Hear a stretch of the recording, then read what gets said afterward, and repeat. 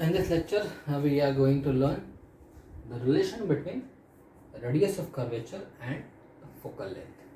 Okay, we will take both the cases. One is for concave mirror, another one is convex mirror. Okay, let us take first the concave mirror. This is my pole, focus, center of curvature, and the principal axis. Right.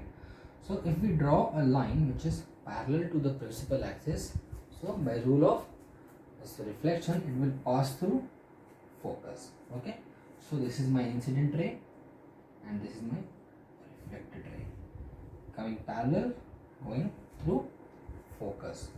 Okay, and we also know that if you join the center of curvature with the point of incident, which is A, then this CA is what? CA is my normal at A, right? This is my normal at A. So this angle, the angle between the incident ray and the normal is I. Similarly, this angle is my R, and by law of reflection we can say I is equal to R, right? Again, this line I have taken as parallel to principal axis. So this angle is also what? I. How come? This is my alternate angle. Two lines are parallel and we can say, see, these two angles are what?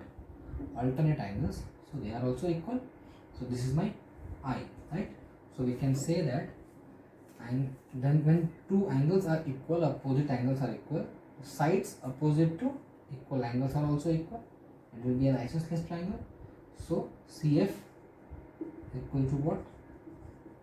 AF. Why? Because I equals to R, right? Now see, I have earlier also told this thing that the aperture of the mirror will be very small, so small that this A is very close to P. Okay, and we can write AF is equivalent to PF. AF will be equivalent to PF because the aperture is very small, right? So we can write it here. CF is equal to what? PF. Now what is my PF? PF is focal length. So CF also becomes focal length. What is CP? CP will be, you can write it like CF plus PF. CP is my radius of curvature, which is equal to what? F plus F. So R is equal to 2F. So radius of curvature is twice of focal length. Here also we can prove it for convex mirror. Again I am taking this one ray parallel to the principal axis. It will come as coming from focus, right? Reflected ray is like this. If you join C and the point of incidence, it will be, and extend it, it will be a normal. So this is my I here and this is my R. Now look at this angle and this angle. Two lines parallel and a transversal. So I am talking about these two angles, right? You can just draw it for imagination, right? This is my straight line. Not looking like a straight line, but it is a straight line. Okay, so this I. Why? Because they are corresponding angles, correct? Now this R and this will also be R. Why? Vertically opposite angles, right? So again we can say that in this triangle I is equal to R. Hence I is equal to R. We can write CF is equal to AF.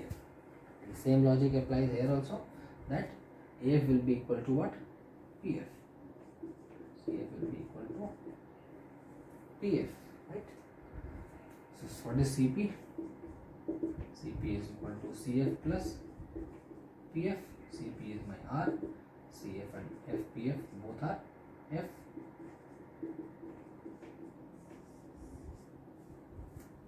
Right?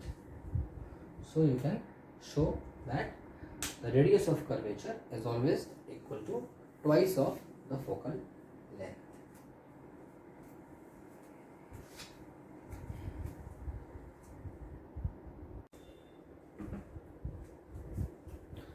Okay, our next topic is sign convention in mirrors, spherical mirrors. Okay, so I have taken a concave mirror. Same thing we can say about convex mirror also. So this is my principal axis.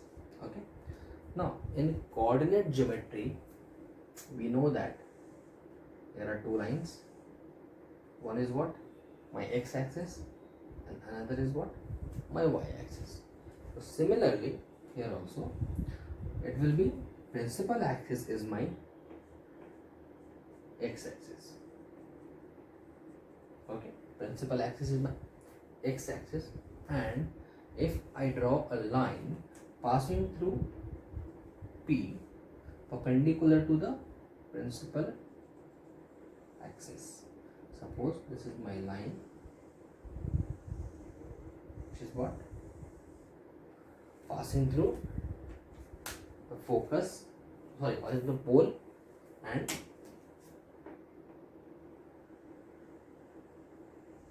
perpendicular to the, suppose this is same thing, right? This is my y-axis. So what is P here? P will be what? My origin. This is origin, so this is P. Now just like the coordinate geometry, the right hand side of the mirror, which comes where? In this area, it is a positive. So anything which is on the right of the mirror will be positive, left of the mirror will be negative, and above the principal axis positive, below negative. So we will use this sign convention. Okay, but we have assumed one thing, that we will always keep our object to the left of the mirror, always. So my reflecting surface will always towards left. Even if we take the convex mirror, we will make convex mirror like this. Inside we can polish. So my reflecting surface is towards left. So by then, so there will be, the right hand side will be what? Positive, left will be negative, below negative, above positive. So by this rule, there are 2-3 things we need to know, right? First of all, see, when we are saying that the reflecting surface is always towards left, right, and we will keep our object, okay, always at left. Suppose this is my object. I am keeping this object towards left of the mirror. Now the distance of the object from the pole, the distance, this distance is known as, we denote it as U, object distance.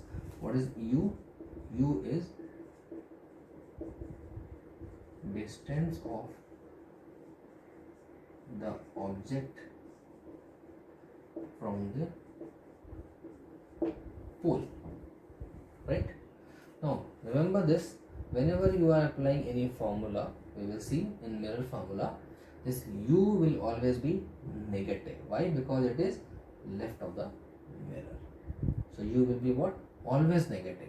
It is, we can write it here, always negative. Correct? Now let us, then there are 2 more things. One is focal length, right? So for concave mirror, my focus is somewhere like here, right? Suppose this is my focal length. Again, this focus is towards left of the mirror.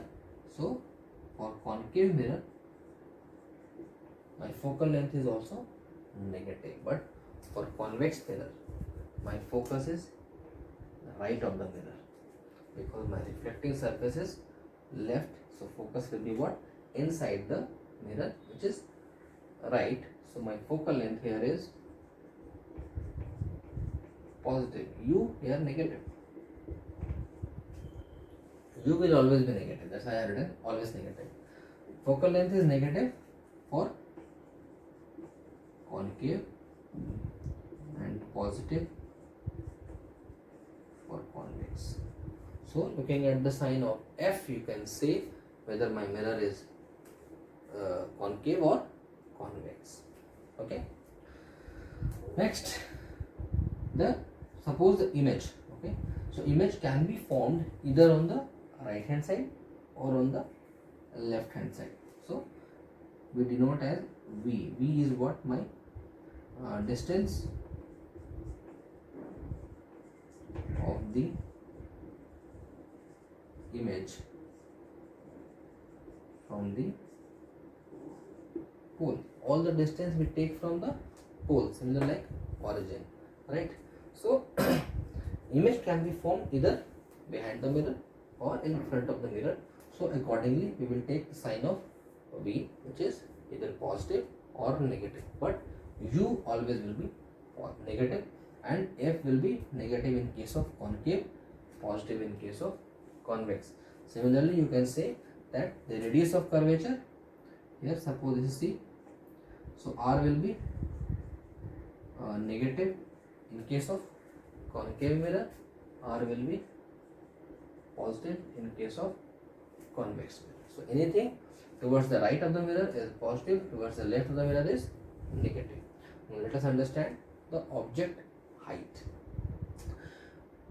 Whenever you are keeping an object, you will always keep the object on principal axis and it will be always directing upwards, right? We will always keep the object like this. So height of the object, height of object is always constant because it is going upward, right? Then height of the image, it depends. What? It depends whether it is inverted or it is erect. So in virtual image, if it is erect, it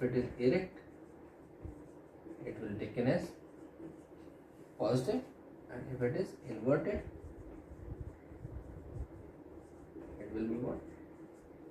Negative. Inverted means it is like this, right? So it is inverted, it is below the principal axis, we will take it as negative. Erect means above the principal axis, so we will take it as positive, right? So height of the object will always be positive, right? You can write it here. Unless and until in question only we say that no, we are keeping the object downwards, right? So height of the object is always positive. Height of the image depends on whether it is virtual or real. So if it is virtual and erect, it is positive. Inverted and real, it is